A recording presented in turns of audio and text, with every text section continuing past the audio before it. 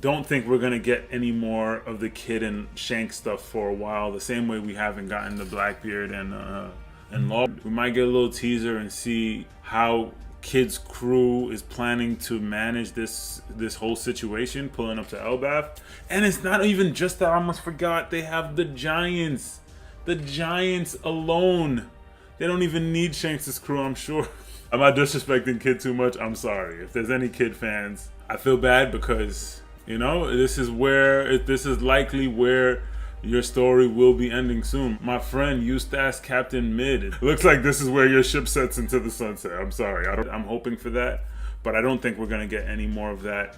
Oda's going to probably save that for another 2 chapters or so when, you know, another break is coming. Yo. This is...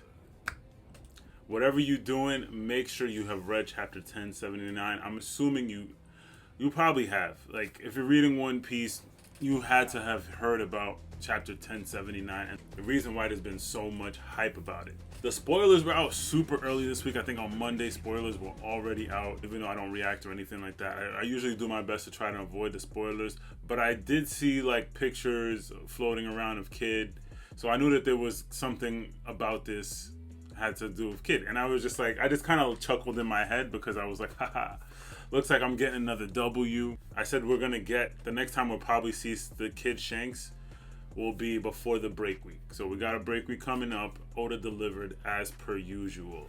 I was talking a lot of smack in my review a few chapters ago. I think it was chapter 1076. I believe it was my chapter 1076 review.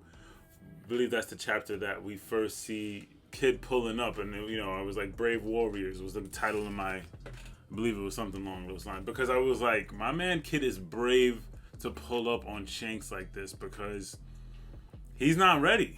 No, she wasn't ready. I didn't think he was ready. I was like, it's about to be a wrap. When we said it, and we were talking, and I was giving props to the fleet. I was like, the Giants are there. It's too much. It's too much for Kid to handle. Now, you know, I got to give Kid a little bit of props. I was talking a lot of shit about your boy Eustace Captain Kid. And I caught myself and I was like, am I being a little too hard on Kid? I was like, I'm sorry, Kid fans. I'm going to take it a little easy. I'm going to take a little easy on you because I was feeling a little bad. I was like, maybe I'm going a little bit too hard. Maybe Kid might do something to surprise us. Now, technically, he did. He technically did in the future that does not exist anymore because Shanks pulled a Katakuri. Big shouts out to the cat.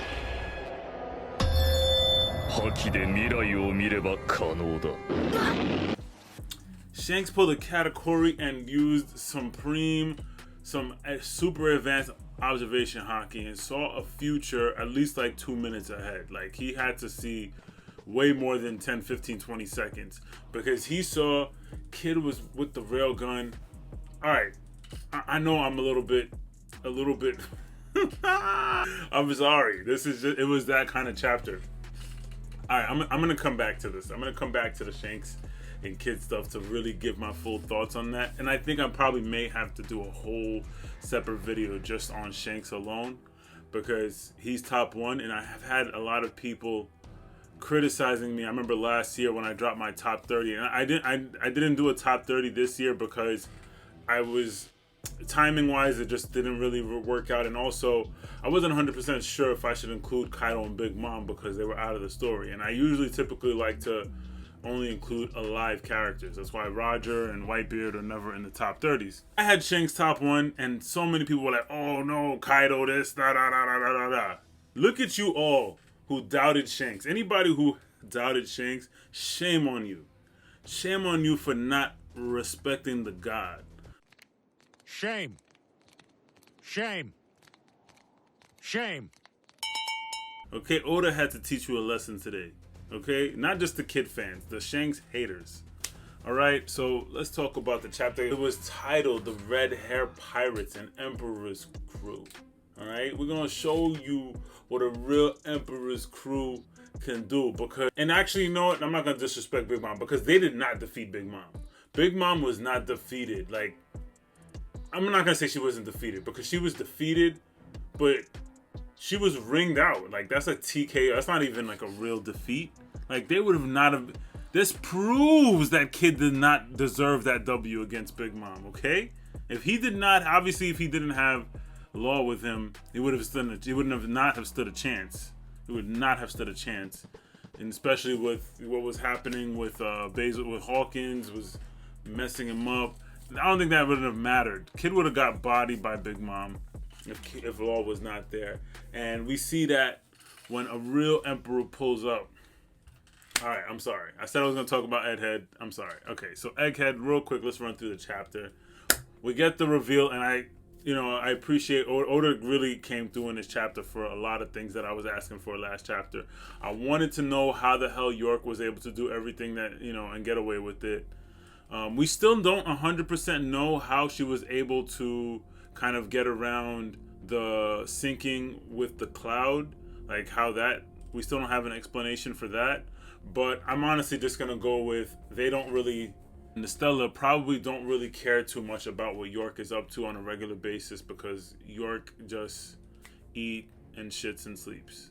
So they're probably like, yeah, she's just eating, shitting, and sleeping all the time. So it's like irrelevant information for them to really even tap into. So it's possible that that is the case, but we may get a little bit more of an understanding of that later on.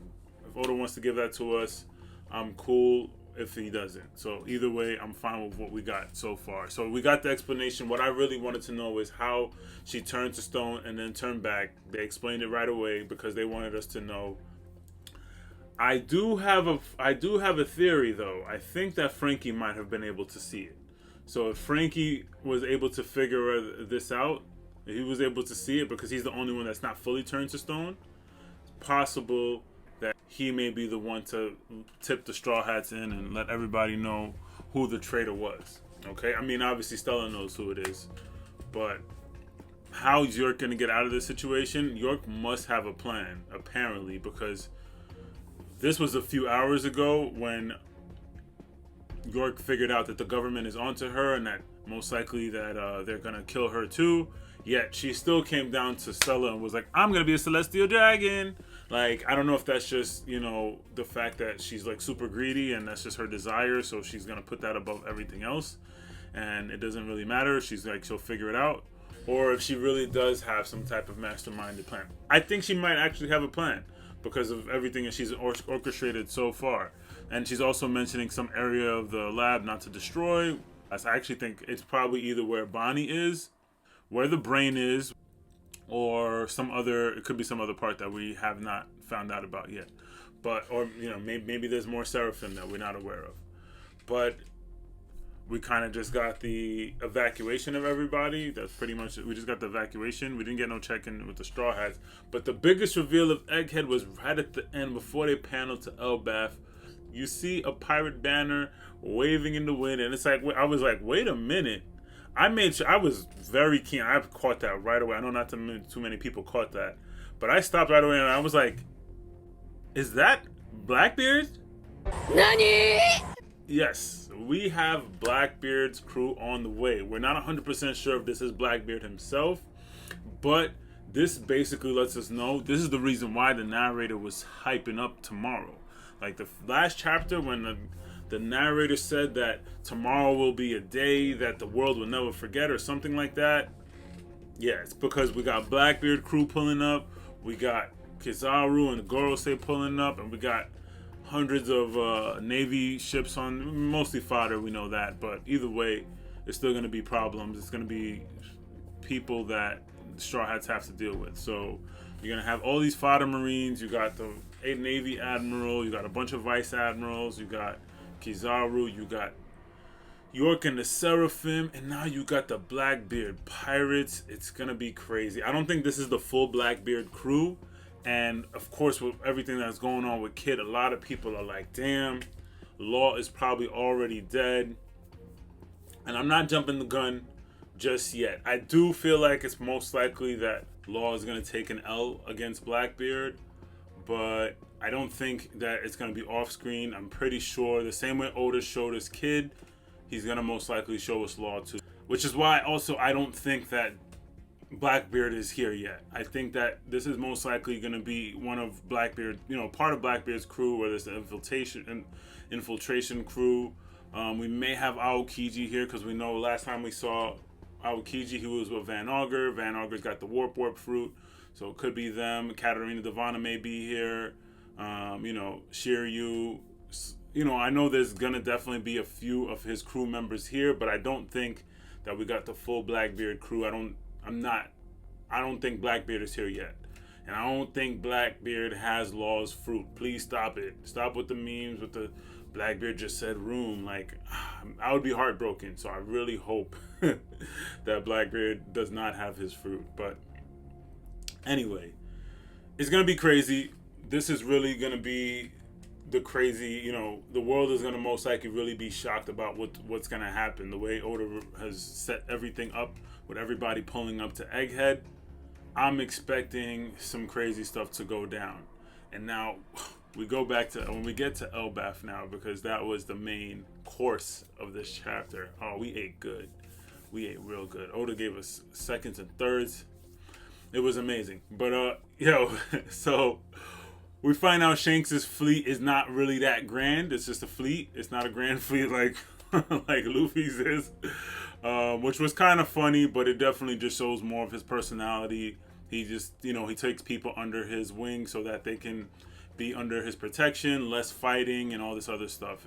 Almost complete opposite of Kaido, because Kaido would make people submit and he was all about fighting. And he wanted to fight to be the strongest. And it's crazy that Shanks don't want to fight, and Shanks is definitely stronger than Kaido. And that's gonna be in my Shanks video coming soon. Keep an eye on that one. So yeah, this was dope. Finally getting a lot more expose on Shanks. But I gotta give Kid a little bit of props here, because Kid was actually gonna do something for a second. If he wasn't going up against the god of hockey, he might have did something. In Shanks' future sight, he saw the whole fleet erased. He saw people's bodies getting dismembered, cut in half. And Shanks was like, I'm not having that. He acted as if that really happened. He literally jumped from his ship in I don't even know how quick that was. Had to be just a few seconds, because Kid didn't even get to finish charging up his weapon.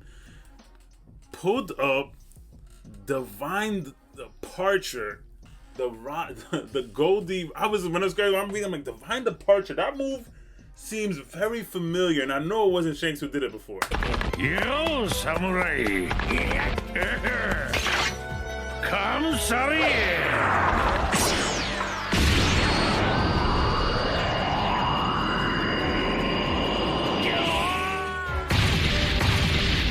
Shanks just like, you know what?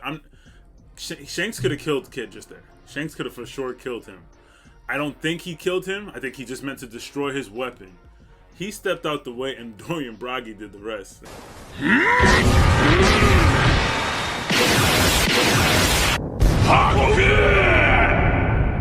But the funny parts to me was when they were like, here, you can take our polyglyphs. Please don't kill our captain. I was like, wow. Wow. Wow. Zoro and them would not have had that. They would not have been like that. You would have had to take all of them out too. I mean, don't get me wrong, Killer did step up. I'm gonna have to say that the guys who were giving up the Cowardly Trio most likely would be the ones to just give it up. But Zoro and Sanji would not have it. That's the Straw Hat crew is different. Okay, we already know that. But this is what I was gonna say real quick, because I know a lot of people are downplaying the rest of the Yonko, like Kaido and stuff like that. Kaido did this to Luffy, if y'all don't remember. Kaido one-shotted Luffy in the beginning of Wano. That showed, a completely different level that Luffy had to get to. And that's just to show us where Kid is at. Kid is still not at that level, even though he got a W on Big Mom. He's nowhere near that level. He has no advanced forms of Haki. He does not belong here at all. Like, why? What are you doing? The hell are you doing out here, Fred? You need to be under one of these Yonko's fleets, man. Like, you could be first or second commander or something like that. Go and join He should have definitely tried to join Shanks' crew. I don't know what he was thinking, but it is what it is. Oda wanted to, I guess remove them from the story, but this is, wow. I want to know what you guys' thoughts. I know everybody was shocked. I know there's some kid fans that be watching some of my videos. R.I.P. to your boy, because now they're dead. Like, half of these guys are devil fruit users. The ship's in half. Everybody's in the water. Ain't nobody coming to save them. It's over. I'm sorry, kid. Sorry, Killer. I feel bad, like I said, for the most person I feel bad for is Killer, because Killer was forced to eat a smile fruit, and he was forced to follow this dumb kid. He wasn't forced. I mean, that was his boy. He was following his boy. He tried to protect his boy. He got caught in the crossfire, and now everybody is done. And I would love to hear what you guys think. Chapter 1080 is going to be insane. Now it's only just going to go pick up. We're going to see probably some stuff happening with Egghead, of course. Probably find, we're going to check in with the Straw Hats, see what's actually going on. See what else York has planned. And we're probably also going to see what's up with these Marines that are pulling up to Egghead. See how close they are, because it's looking like it's reaching towards the end of the day, which means the next day, the day that will live in infamy, apparently. We're going to find out. We're going to see why this whole event at Egghead is going to shock the world. Let me know what you guys think. Don't forget to hit that like and subscribe button. It's your boy Gabe the Champ. Peace.